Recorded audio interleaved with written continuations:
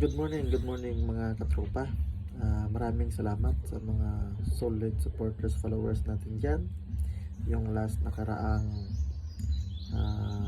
week ay nagbigay tayo ng kunting tulong sa mga nanay, tatay, pamilya na kailangan ng kunting tulong galing sa atin.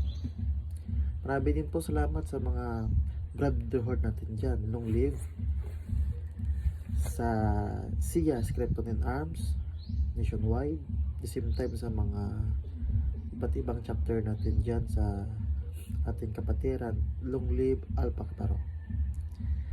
Maraming salamat.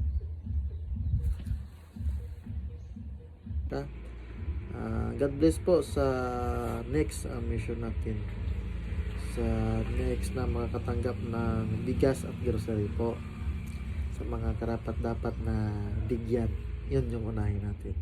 Good morning po.